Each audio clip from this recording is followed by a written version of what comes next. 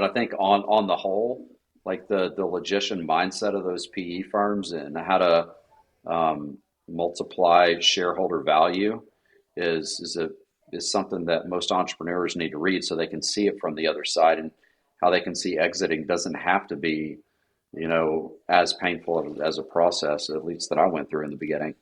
And I was like, Jess, I hear these stats that, there's 10,000 baby boomers selling their business every day. Sorry, there's 10,000 businesses that are sold by baby boomers every day, and there's going to be 75 million baby boomer exits. And she said, David, those numbers are inflated. A lot of people are using that just as headlines to get people to follow on their social media. But there is a ton of baby boomers that are exiting. I'm a big believer in the spirit of small business, Hmm. and that vision that is established, whether it's articulated or not, there's that purpose and that vision when that entrepreneur starts their business. I truly believe that that's carried on throughout the business. And when you understand that all businesses are the same in the sense that they're run by people.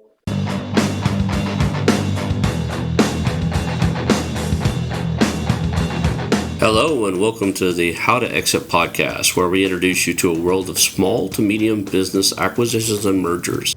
We interview business owners, industry leaders, authors, mentors, and other influencers with the sole intent to share with you what it looks like to buy or sell a business. Let's get rolling.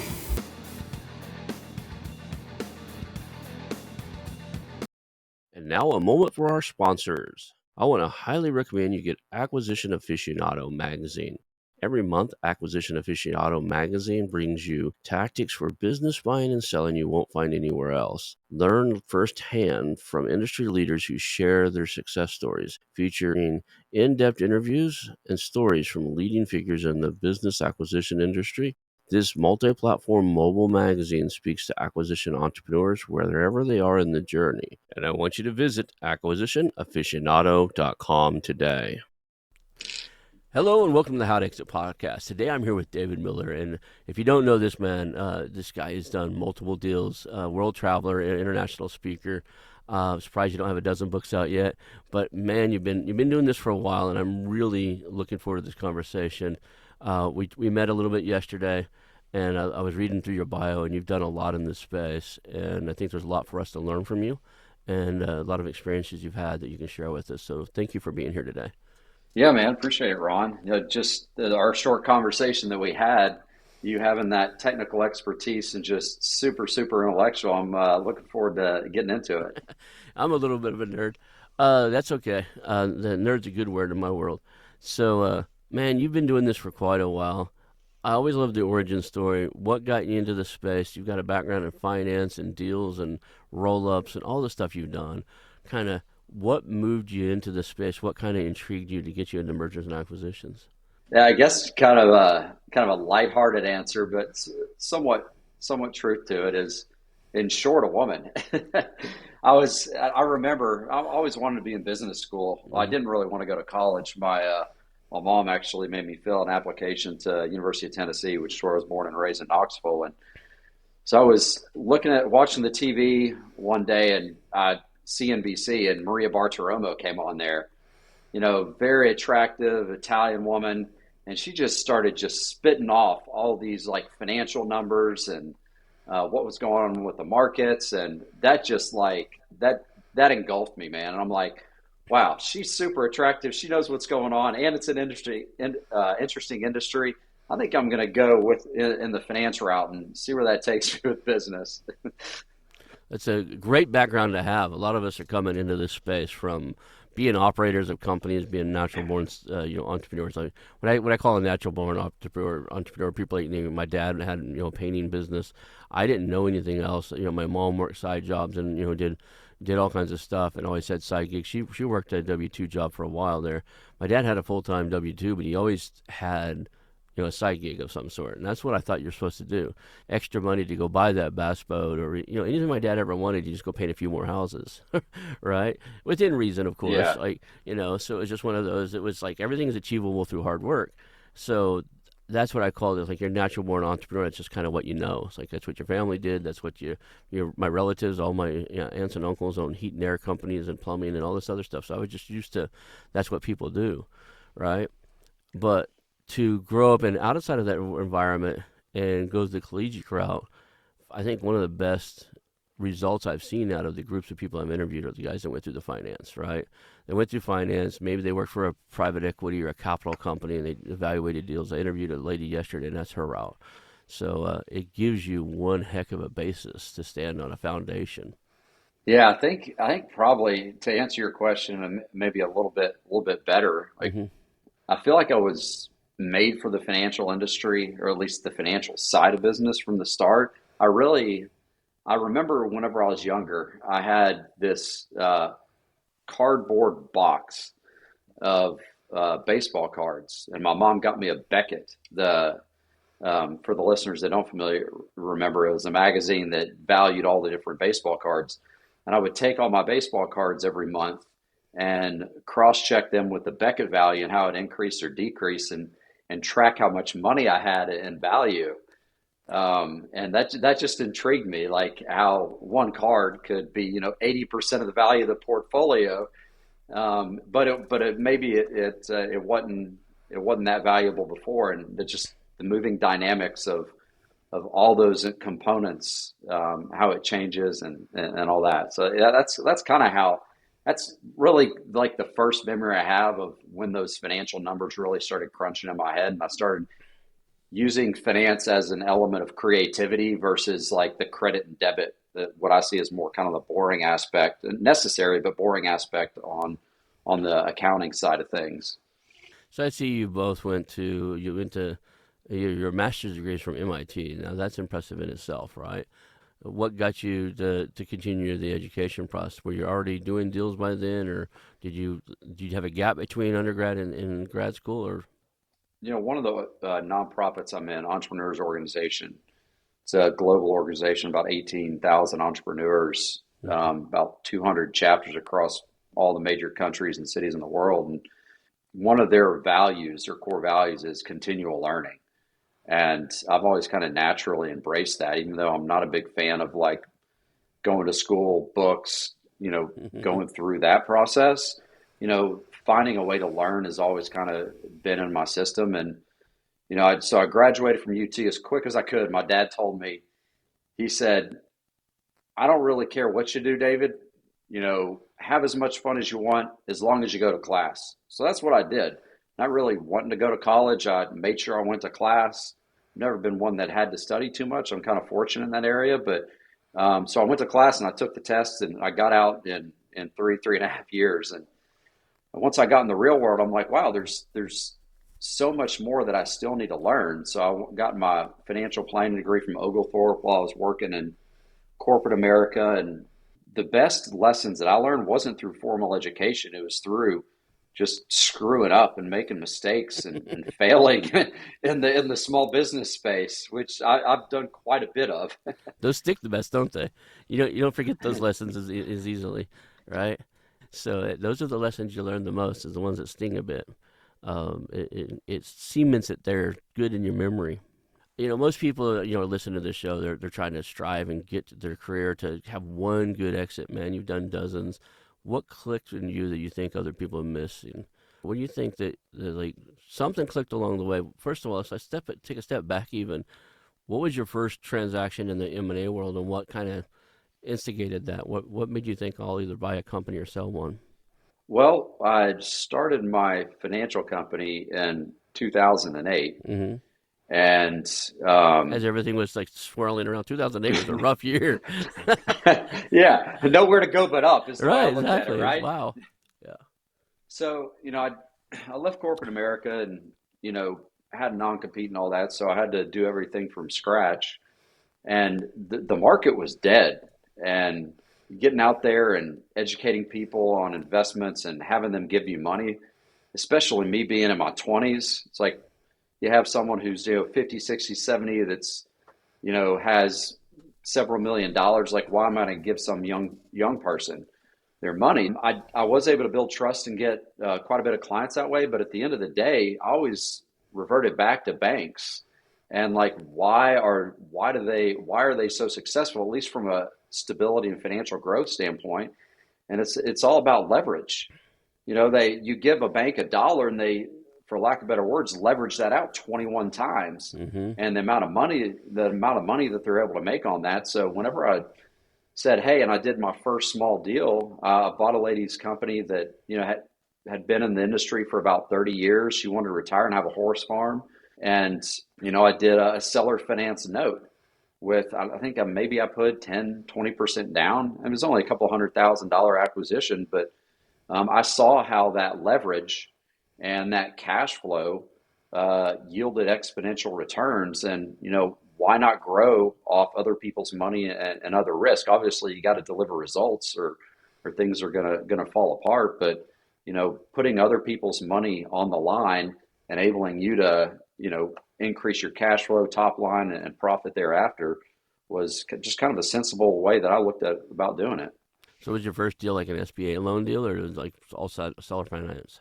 It was all seller financed. I've Okay. done a couple million, not that many, Mm-hmm. maybe like four, five, six, in SBA 7As. Mm-hmm. But yeah, that first one was seller financed. And how did you come about that? You just happened to know her, or you seen it posted somewhere, or uh, what was the like? Hey, wait a second, there's something out there I should take a look at. It was a website for people that were retiring, and Okay. she had actually interviewed several people. And Louise was her name. She's an amazing woman, but she taught me something very, very valuable that I still use today, and it's all about trust. So when I went in there, the first thing she said to me were all first things she said to me were all these like very critical, cynical, fact finding questions, but there was a lot of curiosity with it. And after we got through that first stage, she said, David, I talked, I won't say the gentleman's name.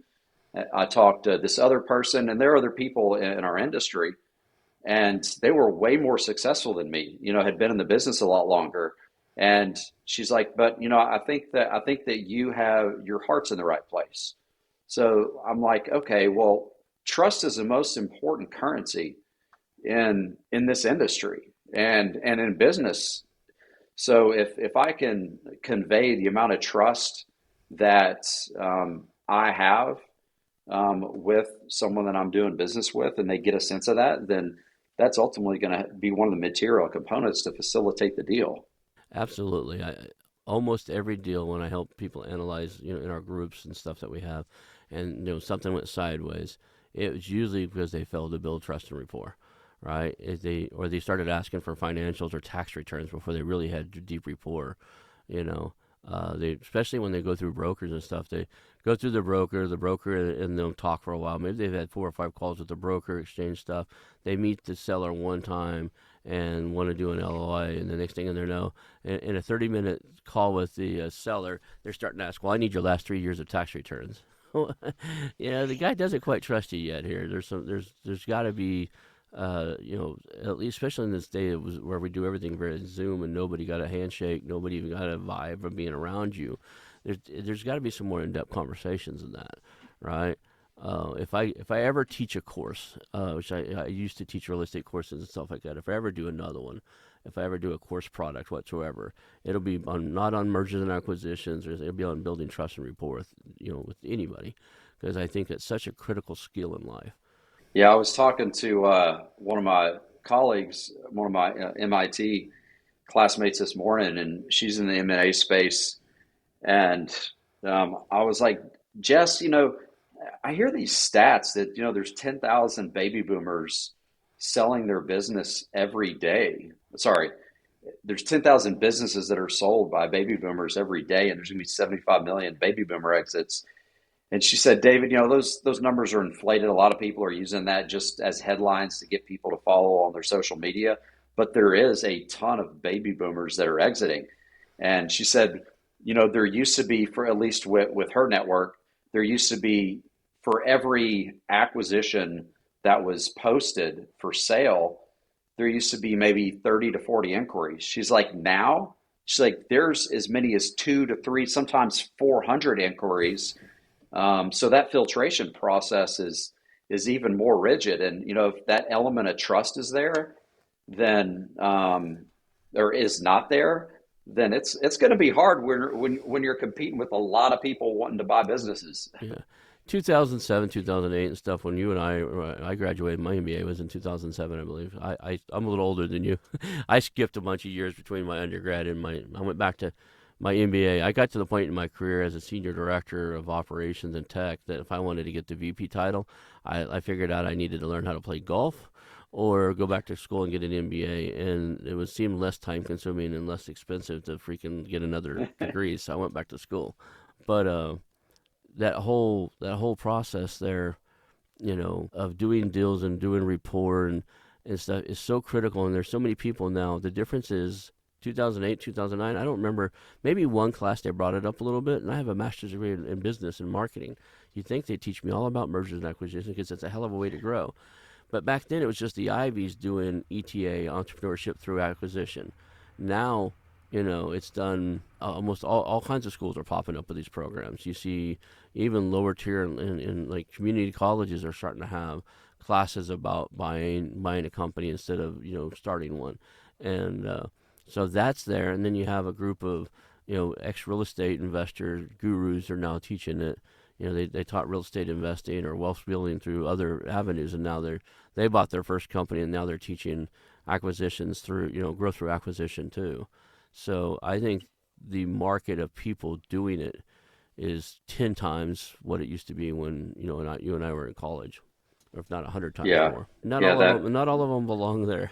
that's where, and this with your military background, that's where that grit and resilience comes into play. Whenever the market appears flooded and it's a red ocean type environment, then if that grit and resilience discipline factor is not there, then good luck. Yeah. I know hands down if I talk to a business owner and 50 other people talk to the business owner, at the end of the day, the business owner and I will still be friends, right? I When I sit down with a business owner and anybody I coach or mentor in the space, and I tell them the same thing. When you sit down with a business owner, at the end of the day, you're trying to figure out what their biggest problem is and if you're capable of solving it. And if you're not capable of solving it, hopefully you know somebody that is, and you offer them an opportunity to work with that person. And as long as you do that, if you always have the other person's interest in mind, a lot of times the biggest obstacle a business owner that thinks he wants to sell isn't can you buy the company. A lot of times, especially in the early stages, a lot of times have the other person's interest in mind. He needed to stop doing some of the stuff he hated and bring people in to do that stuff. And I explained to him, so once you have this ready to sell, you may not want to sell it. Once you have it ready to sell and it's well managed and it doesn't depend on you and not everybody's bringing all the drama to you, it'll be running well enough. You can take a month's vacation or a 2 months vacation. You come back and you're making more money than you left. That's the indication it's ready to sell. And at that point, you're only doing the things you love. You may not want to get rid of it. You're only, I think, like 42. Like you may want to hang around with that thing, right? Yeah, I agree. And there's a lot of hype and just emotional excitement built up around people selling their companies. But, after you sell a company and that check comes and hits your bank account, sure, it feels good, but that moment is a very short period of time. And like one of the hardest, at least for me in my experience, one of the hardest things and arts that's required in building a business is like you said, who, not how. You don't have to know how to do everything. You need to find the people who are capable of doing it. And you get those people in place, that's a process that takes a while. So once your machine's running and it's well oiled, why not keep it cash flowing? Why not keep taking the profit? Why not, keep having fun, especially if you've learned how to delegate and all that. And, someone comes along and says, hey, we'll give you stupid money for what you have, then definitely worth entertaining that a little more seriously. Absolutely, right? And I'm a big fan of that Dan Sullivan's book, Who Not How. Have you read the book? Yeah. Yeah, I like his follow-on one too. A 2x is or 10x is easier than 2x. I've got that in my read, and I've got a ton of books in my Audible to listen to when I'm at the ocean. But I like to take an Audible book and go for a drive, go up to the coast because I'm about 12 miles from there, and go sit at the ocean and listen to a book or meditate or whatever. But it's in the list there. Another one is on another book I'm looking at. I think it's on the I forget what the process now. It's called the goal process of an ongoing improvement. It's called I forgot the something theory. I forget what it's called now. I'll give it in a minute. But yeah, I honestly, that's the one of the biggest, probably the biggest changes I've made in my adult career is that book. I stumbled across that book and I realized I'm trying to do all this stuff myself, right? And sometimes when things get stuck, the best thing to do is just step back and go, who it would be, who loves doing this part, who would be just great at it. And a friend of mine always says somebody else's 80% is way more valuable than your 100%. So if they can get 80%, if they can get it 80% to the way you would have done it, that's a lot more valuable than you doing it 100% your way, because now you have all your time back and you can focus on something that's more important. And how you actually do that for your listeners out there, Ron, and what I've experienced is like with small business owners, you build something from scratch, right? It's your baby. Hmm. You have, whether people want to admit it or not, especially men, us being a little bit more masculine, like you have some very, very deep emotional attachment to your business. So just saying, oh yeah, in theory, this person is better at doing this than me. I just need to find them, put them in place. Well, the emotional process that I've seen for myself and then other businesses that I've advised is that they want to do that, but they have this level of control around them, not because they're control freaks, but because they have built something and they built this emotional resonance around them, and actually letting go of that control and allowing others to do it without pissing them off, is something that's hard. And Yeah. what I found is when I was actually able to let go of the control, I was and watching someone else do it, I was actually better at them in doing it in the beginning. But me being more of a visionary versus an operator, I'm kind of in the middle on it. Hmm. I wouldn't say I'm one on one end of the spectrum, but handing operator type duties over to someone that's really their logician mind is way more focused on that than I am. They quickly became better at doing those duties than I did. Hmm. I was definitely more adept and better at it from the beginning. But then once I handed over, allowed them to do it their way, even though it wasn't as efficient of mine in the past, then they did it and they started doing it and doing it and doing it. And next thing you know, it's like, wow, why didn't I do this sooner? Absolutely. Like even in this podcast, when this first podcast came out, I edited everything, did everything myself, and I brought on a virtual assistant to help schedule stuff. And one day I was just kind of getting falling behind, and I asked her, so "Would you like to learn how to edit videos?" She goes, "Oh, I'd love to. I always want to learn how to do that." So I gave her 4 or 5 YouTube videos, and I gave her an episode. And I said, "Here's 3 or 4 YouTube videos that teach you how to use it." And this is before Descript and some of the cool tools that made it easy. And she did the first one. We had to go back and forth a couple times on it. By the time she was doing her third or fourth one, it was better than I was doing, right? And now with all these extra tools, she cranks them out, and I don't, I pretty much just get on the mic. Everything else is a machine, right? She schedules things. She picks out really cool people. Like I got on the call with you yesterday. I didn't even know who you were, and I should have looked you up a little bit. But I was doing calls. I had 10 minutes in between calls yesterday. So yesterday, Tuesdays are usually my busiest day. So I jumped on. I was like, okay, who the hell are you? Why are we on this call? And you were really kind and gracious to tell me who you are, what you've done, and I was like, okay, this is really cool. But I've automated this to the point where I just get on the mic and talk to really cool people, and then I hand it over to her, and she does the rest. Yeah, that's awesome. Now, something clicked in you because like a lot of people, they do one deal, they make some money, and they're good. You've been doing this for a while, and across multiple industries. I'm looking up at the notes. Looks like cannabis to clean energy. Do you have something? In my notes said fashion. Is that a mistake? Or no, you got something in that space too. So talking about a breadth of different things, right? Is there a common thread across all of them other than finance? There's not, other than I believe that the small business space Mm-hmm. has. I'm a big believer in the spirit of small business, Mm-hmm.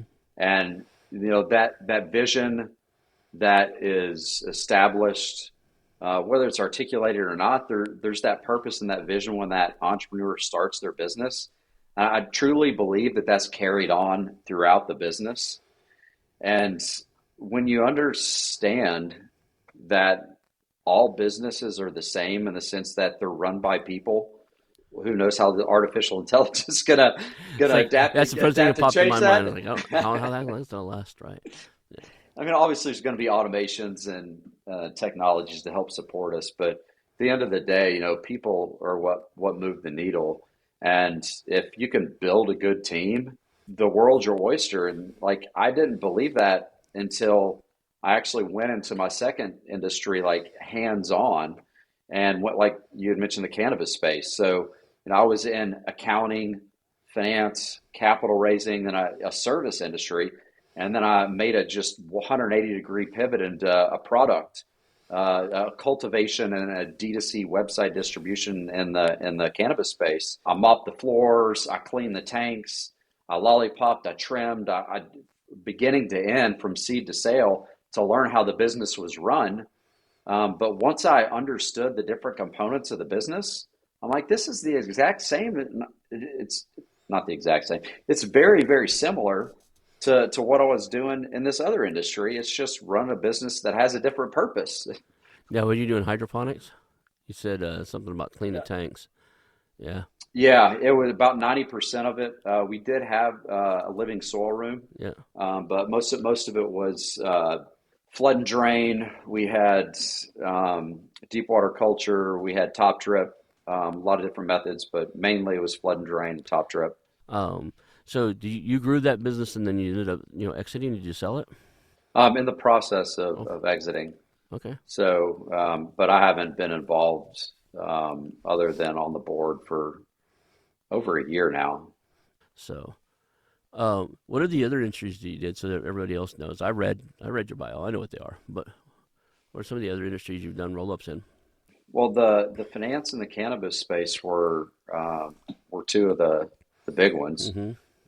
More so the finance than the cannabis, but I mean, there've been a lot of different industries. Which one are you interested in, Ron? I've seen the fashion. What is it talking about fashion? You buy a fashion company or something, or you build one? So I did not build one. That's one that I an investor in. I was a seed investor in, Mm-hmm. and they do fashion through junk. The company's actually called Junk Couture. The founder's from Ireland, and his whole purpose is he wants to turn fashion into a sport for those that aren't inclined, aren't the sports type. So, and he wasn't necessarily a big sports person, Mm-hmm. and he felt like that you can still. He knew that you could still be ultra competitive even if you didn't play sports. Right. So what they do is, and they've partnered with some of the big top accounting firms and credit card, like some really big sponsors across the globe, and they'll have these huge events in Paris, New York, Dubai, and these children will create fashion, these huge, elaborate, and ornate dresses out of trash. I mean, you look at them, and you're like, wow, looks like someone at Gucci made, or Mm-hmm. some very, maybe not Gucci, but a very eclectic type artist. And so they go on the runway and they show their show their dresses and fashion and stuff. So that's what he's doing. He's turning fashion into a sport. The one thing that I think we're missing out on, and I don't know if we'll ever adapt to it, is going back to your cannabis industry, is for paper, for many of the products on the planet, including toilet paper and a lot of other things, there's no necessity anymore to ever cut down another tree. Through hemp production and even bamboo and some other stuff we have out there, it could be totally replaced. But yet we don't do it, right? And we still have regulations about growing it in certain places, and it's kind of frowned upon. It makes better clothing than most, most cotton-based products or polyester and all that other stuff too, right? The hippies had it right back in the 60s and 70s with hemp-based products. How do we get back to reusing and getting society to buy in on that, right? There's some people that tried, right? It's just I don't see it taking off. One of the things that I think will be an integral component is the the younger generations, at least from what I've heard and studied, is they really have a true purpose driven will inside them Mm-hmm. whenever they want to work for a company. And if they don't see that there, then they're not going to do it. In many, if not most cases. So you get those younger generations to embrace that entrepreneurial spirit of creating, of innovating, of figuring out new things, then I really think that that's how it's going to go because these kids are super bright and probably way smarter than us just from the information they've been able to assimilate through the digital era that we've had over the past 10, 15 years since Facebook really revolutionized it. So they start embracing how they can live purpose-driven lives and be entrepreneurs at the same time. Then I think that's how most of our problems are going to get solved is from those younger generations. I see on your website and some of the other products you have, you refer to the magic of M&A and turning, or the magic of growth and stuff, and turning the science of M&A into an art, or art into a science. What do you do differently than the rest of the guys? I mean, what is this magic you refer to? So one of the quotes I have is growth is a transformation where the unknown becomes your competitive edge. And a lot of people associate that word magic as a connotation as mysterious, cryptic, misunderstood. And yeah, all that's true. But when you look at it, magic is really something you don't understand because it's not necessarily a 1 + 1 = 2 situation. So the method is that logic. It's that structure, the systems, the processes, those typical operational type things you need, having a balance with that side. But also to answer your question on the magic side, it's understanding the 1 + 1 = 3 situations. And that's where creativity comes in, intuition comes in, those where creativity comes in, those will solve. So does that map over to a small business? That really comes down to obviously it's on a case by case basis with the business that you're working in. But when you get subject matter experts in industries, it comes down to the people and how does their knowledge, how does that team intel or that team intellect, when they're working together, how can they create magic, i.e., discover the unknown that most of the other, and again, it's not some dark magic that there's some secret formula as the alchemist created back in the day, but it's creating the unknown where or discovering the unknown where most people don't understand it, and then just incorporating that into the logic side. Now, in the in your coaching, speaking, and stuff like that, is the primary growth strategy you teach? Is that through mergers and acquisitions, or you give them?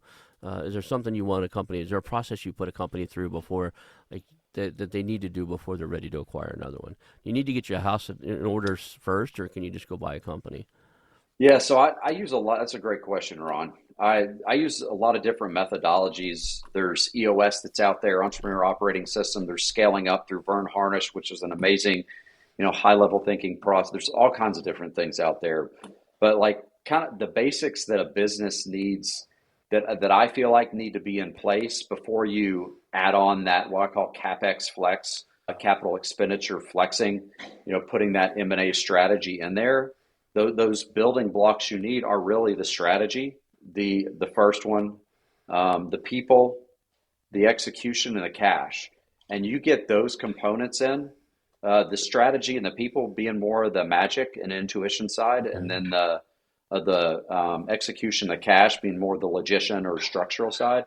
You get a small business typically in the range of $1 million to 3 to 5 million, obviously depending on the industry and margins and all that. Mm-hmm. But you get a business in that range and you implement it, when they're in that quote valley of death for small businesses where they're either going to grow or retract and go back into a smaller revenue type range. You implement those systems there and get that in place, then you can really throw on that M&A process in the small business space that will allow you to utilize that leverage and high growth. That's awesome. And then when do you think a company's ready to exit? Is it, or do you grow these things? You build them really well. If you build them to exit, they're running really well. What's a great indicator to a founder that it's time to start looking? Maybe I should sell this. a lot of that comes down to what's the goal of the founder. Where's his head or her? Where is his or her head at?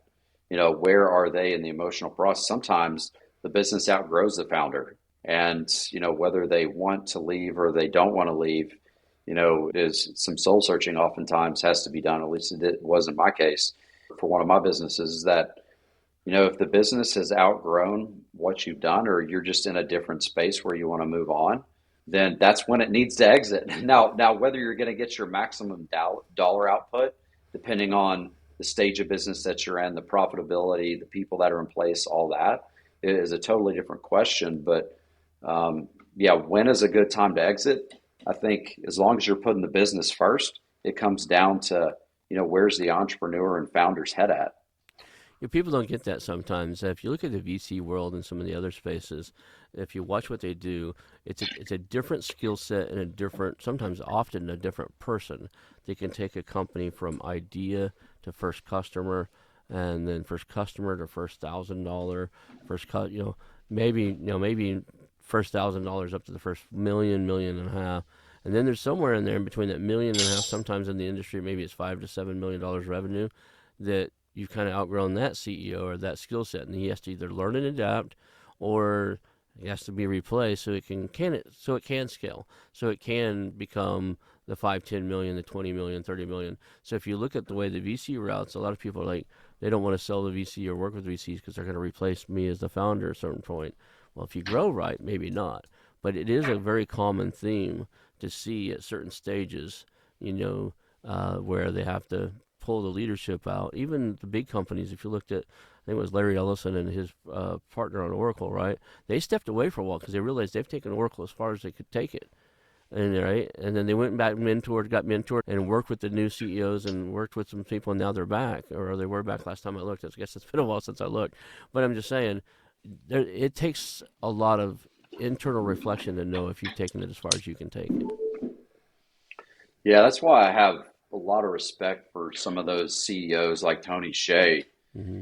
who was the founder and CEO of Zappos. Mm-hmm. Is yeah, he ended up exiting and selling to Amazon, but the different emotional leveling up type stages that he had to go through, he could have exited so many times along that path, but it just speaks to his emotional competence, his business acumen, for him to be able to grow from nothing to a 5 million to 10 million, 100 million, $1 billion company.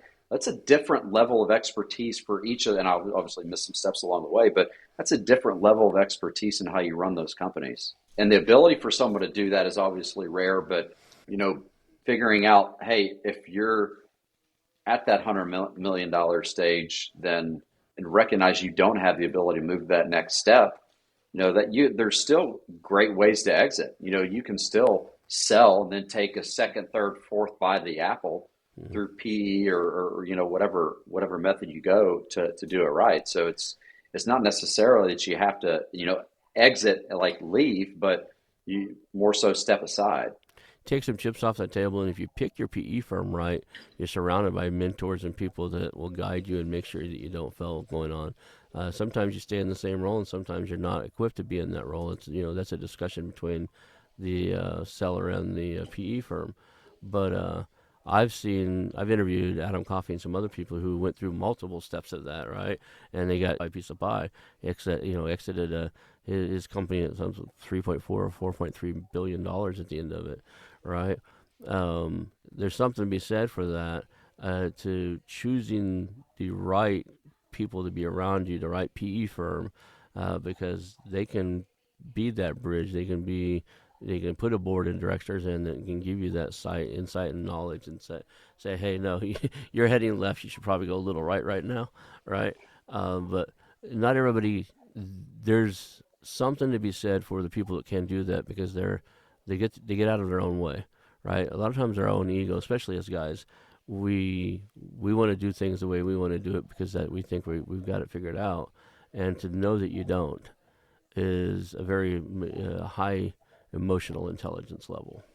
Yeah, you mentioned coffee. Is it Adam Coffee? Is that Yeah. the PE playbook?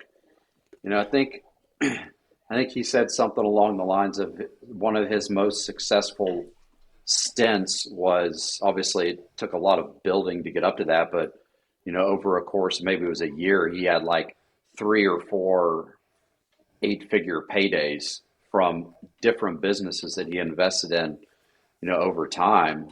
And, just, I feel like that book, the PE playbook is, uh, says a lot of the good, All right. and with it. But I think on the whole, like the logician mindset of those PE firms and how to multiply shareholder value is a is something that most entrepreneurs need to read so they can see it from the other side, and how they can see exiting doesn't have to be as painful as a process, at least that I went through in the beginning. Yeah, I've interviewed him 3 or 4 times. He's a really cool guy. You can tell it's like you're really laid back, really calm and stuff. We had some major technical difficulties. He had some major technical difficulties in the first time, and as soon as he got his cleared up, I had an internet issue, and he just stayed calm through the whole thing. He cleared out his calendar a little bit. We did the recording after we both got our tech issues solved, and it was the most calm I've seen anybody stay through. Like a lot of people get frustrated when that happens. He just was laid back, like, oh, we'll fix it, right? And I'm a little nerdy, so I could help walk through some of it. And then as soon as I got his side working, mine started glitching for an internet issue here. And that said, I was really, the guys that I see that are really successful, you, Adam Coffey, and other stuff, they just have a demeanor about them. They've seen enough trauma and stress through business that when something little happens, they're like, "Yeah, we can get through this," right? You don't take things to heart. You don't get twisted up so much and so fast as some of the newer guys in this space who, like, well, you know, well, my system's not working. We'll just have to reschedule. Like, they get frustrated and don't want to go through it. I was like, well, good luck buying a company if you're going to have that mentality of like, as soon as something gets tight and weird and doesn't work quite right, you go, I'm done. I'll have somebody else look at this. Right. Yeah, for sure. I agree, Ron. Cool. So we've covered a lot of topics. I feel like we're missing something. I've asked you a lot of questions about the different industries and stuff. What do you think? What do you think I should be asking? What are some of the areas that you love talking about when you're on the stage, when you're out there telling the world about this space and what you do and what you're capable of helping businesses with? Uh, what did we not highlight in this conversation?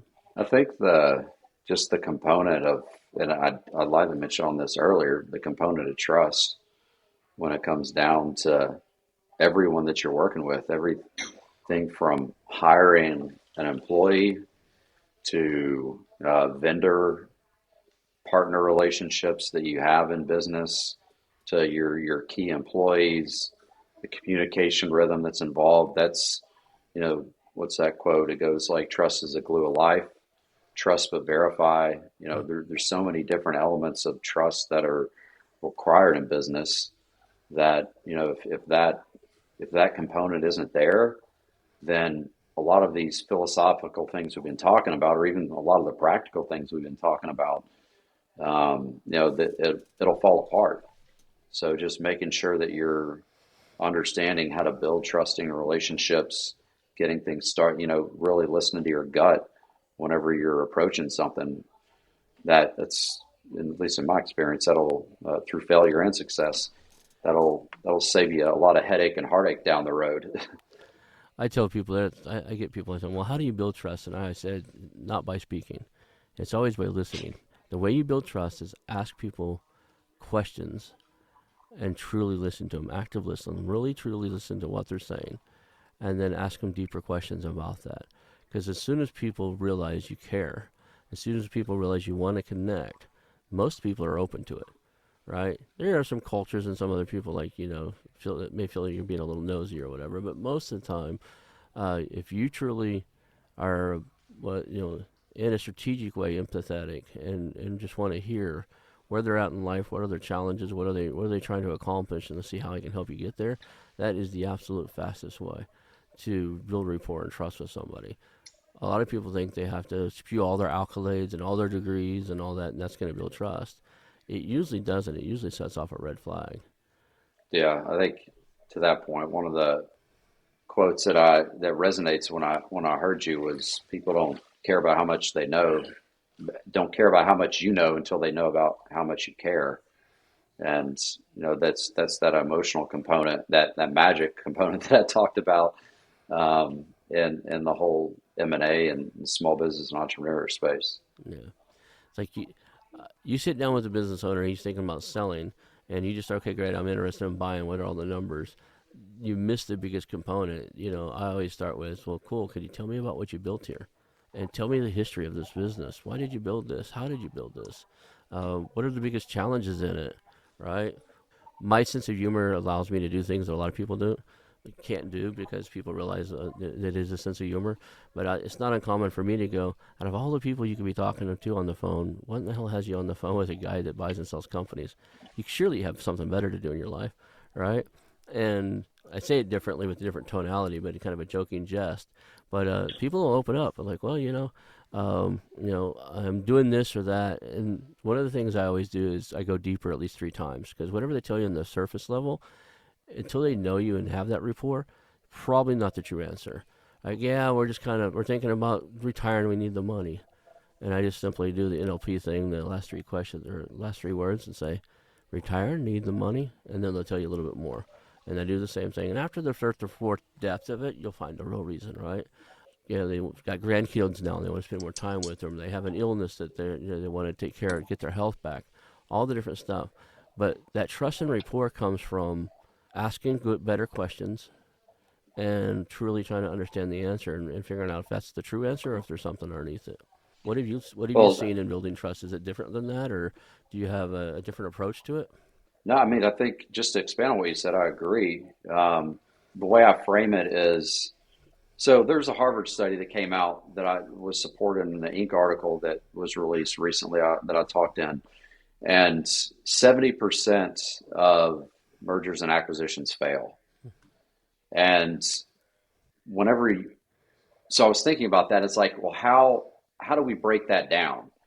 Um, there's a lack of trust is at the heart of it, but where does that lack of trust fall in? And there's 6 key components that I've created. I'm sure others have as well. This is just how I frame it, of what you're actually buying in an acquisition or a merger. And none of this has to do with the money. Like, yes, you're buying cash flow, you're buying profit, all that, but what are the non tangible factors? And the first one is time. So you can't create that in almost anything else that you do. You're buying time in an acquisition. You're buying customers is the second one. The third one is A players, hopefully A players and not B or C players, but you're buying A players in acquisition, as long as you're doing your diligence right. You're buying cross-selling opportunities. You're buying OpEx efficiencies. And one of the most important things of all those is you're buying team intel. So when you look at all 6 of those components, trust if trust is broken down with the customers, with the A players, with the team intel, trying to integrate those OpEx efficiencies, trying to cross sell to customers, selling them something different. If that trust component isn't there or is broken down, then that M&A situation is going to fall apart in a lot of situations. And that's why I think 70% M&As fail. That business descent, and fail is a relative term, right? It may be that they had $1 million in revenue and they go to $500,000 in revenue, so they're gonna have to make cuts, and that business goes elsewhere, and deservingly so it does. So it's all about understanding that trust within those different components of when you buy a business. What are some of the trust disruptors in mergers and acquisitions? The reason they fail is some because the trust was there with the previous owner, most likely, or they wouldn't be succeeding and they wouldn't have been bought. And then you acquire it, and that's a little bit of distrust because of the unknown. But there are some things we can do as mergers and acquisitions people that truly disrupt that trust. And what do in my mind, I have some of them, pinned out. But what are some of the things that you think a lot of these guys are doing right off the bat, or too soon, that further betray the trust of the unknown, right? So they don't know whether or not they trust this new buyer. It might have been one of their competitors, and they've been trained for the last 10 years not to trust that. That's the big bad, those guys are trying to take us out, and they just acquired us. Other than that, what do you think causes a lot of this? Just a lot of the basics, and understand the business and what runs the business, which is customers and which is employees. So what are some of the mistakes that are made? Not prioritizing culture fit. not integrating culture, that's a big deal. Whatever even some of the smaller companies I initially bought, when we were only adding on one or two employees. It took time, and they were a lot of them were great employees. It took time to integrate them into our culture, and so if you're not prioritizing that, how they're operating, then you're not going to get the economies of scale. Another mistake that I think is made is you don't, and one of the mistakes that I made is at least with my fifth acquisition, I went too big. It was a leveraged buyout, and we had a lot of fortunate things happen in that transaction to where we kept well above 25% net margins, but we lost $1 million plus in revenue because it was a leveraged buyout. We were too small to, and for the listeners that don't know, a leveraged buyout is simply using debt to buy a company that's larger than yours, which puts a lot of risk on the balance sheet. But so that was the ego of myself as the entrepreneur. It's like, oh, I saw this big picture vision of what we could accomplish,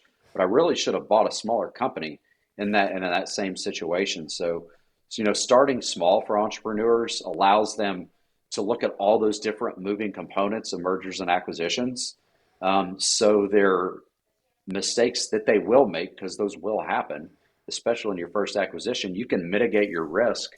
So whenever you're facing issues like how do you align the goals from the previous company to the last, how do you prioritize culture fit, how do you map out that time to integration of communicating with the customers and making sure you have an ENPS score, that net promoter score for the employees and the customers to make sure that the integration's going well. I went kind of down a rabbit hole there, Ron. Does that make Yeah, sense it or went there. answer your question? It did answer the question, and I honestly think one of the biggest core components, the underlying all that, is change. Right? We're so resistant to change as human beings. There's entire sections of libraries written, on change management and who moved my cheese and stuff.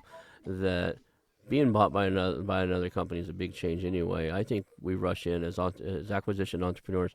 I think we rush in a little too gung ho sometimes. Start making changes before we understand their culture and how their culture fits in. Before we understand like what their real problems are and what the employees' perception of those problems are. Right. I think the smartest thing that a lot of companies should do is buy a company and then observe it for a little while and then sit down with all the employees and see what their needs are and what they think, what their perception of the biggest changes need to be made, and see where that overlaps with the ones need to be made, and start with those. Because then you're doing something the customer or the employees of that new company they thought needed to be done anyway. You build rapport and trust because you change some things they've been wanting to change for years, and then eventually, when you get down to your list of stuff, you also need to be changed. They might be a little more open to it because you tackled the big items that were on their mind. They feel heard and vindicated for all the times they've been trying to get those other things changed. I think we change things too fast, and I've interviewed a lot of people, 300 now, and that's some of them who lost all their employees within the first 3 weeks of buying something because they went and changed everything in day two. Right? I think psychologically as humans we're so adverse to wanting to be I wanted to go in and be just like it was yesterday. I don't want it improved. I don't want it worse. I just want to go do what I do. I want to do my job, clock in, and go home. And unfortunately, even the A players sometimes fall into that routine of wanting the same routine. So we disrupt that when we do what we do. There's no way around it other than how do you mitigate that and maintain trust or that disruption. Yeah, one of the things back to what I was telling you about my dad, and he said, if you go to college, or when you go to college, just make sure you go to class. I don't really care what you do after that, but go to class. Mm-hmm. One of the things I learned in my statistics class, remember Dr. Esteban Walker, is he put that parabola up there, and when you map that statistical principle of the different types of people that how they accept change, from the bottom decile, that thin part, you have the pioneers, and then you have the optimists, and then you have the pessimists, and then you at that right side of the parabola, you have the cynics, and how those people are adapting to change. I mean, you change too much, like even your pioneers are going to be like, hey, like who are extremely risk averse, right? Hmm. And willing to take on a lot of change. They're going to be like, hey, this is too much. And Right. you take a look at a practical situation with employees, like most of them aren't in that first decile there on that parabola. Well, I mean, you mentioned talking to Adam Coffey and Hmm. a lot of other people in that M&A growth space. What do you, Ron? What do you feel like is like one of the main components that we haven't talked about with all the different people that you've spoken to? I know there's other side of it too, right? We talked about the people, we talked about the trust, we talked about rapport, we talked about culture and stuff like that. One of the things I think, and we talked about you talked about a leverage deal. One of the things I think that people need to iron in their head is they're taking a company that they're buying, and unless they have a full 100% cash down, they're laying debt and some type of debt coverage and debt, a financial burden onto that company it's never had before, right? Or it hasn't had in a long time. And now you have to figure out how does it handle that pressure, right? Especially if you don't really analyze that company and understand that all companies have cycles, and you're playing a game of if you bought it in an up cycle and you did your debt to income ratios and everything, you think you're fine, and all of a sudden you get a down cycle and everything's really super lean. What are you going to do? Right. So understanding that the cycles of business and understand that you're layering something on top of that company it that when you're stressed out because that the employees feel it. When the company's stressed out and has to make certain numbers because they have certain bills to pay, it affects every level of that company, right? So just making sure that there's enough margins and enough breathing room to where it's not affecting it to a level that's detrimental. I see too many people go out and they leverage themselves to a hilt to buy a company, and the company, yeah, it pays a little bit of profit. They're going to take themselves a salary if everything goes the way it's going now. That's the other one I would say just really got to look out for. Yeah, that's a good point. I wasn't in the business world at this time, but from what I've studied and the little that I've heard, I think it was in the 80s when there were a lot of the, or maybe early 90s when a lot of those LBOs were going on. Is their pro formas were, hey, what if things go just average? Not even, hey, if things go great, what if things go average? They didn't factor in, like you said, where is a business in the life cycle?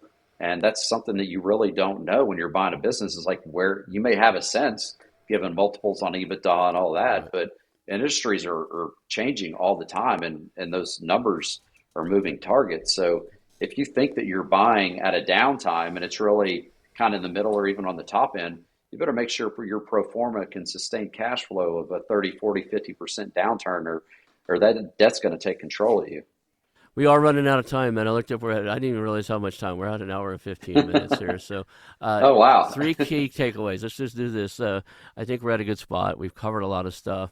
If somebody can only walk away remembering one or two, maybe three things from this show today, what would you want them to remember? Method and magic equals alchemy. Method and magic equals alchemy. Okay. And then how do people reach out to you, man? You're an incredible guy. If somebody wants to work with you or have you speak at one of their conferences and stuff, what is the best way to contact you? Just davidmiller.buzz, and that's my Instagram handle. Just DM me there. Okay. Do you mean davidmiller.buzz? Yep. Oh, cool. All right. Well, people know how to get a hold of you now. I'll put the information you gave me in the show notes too, and so we'll make sure that's that for the people. Any last words before we say goodbye to everybody? No, Ron, I appreciate your time. And, I'm in the M&A world and buying companies and advising companies on how to grow. So if you have any opportunities, let me know, and I'll certainly do the same for you if you tell me what you're looking for. Awesome. Well, thank you. We'll call that a show, and hold on for a few seconds.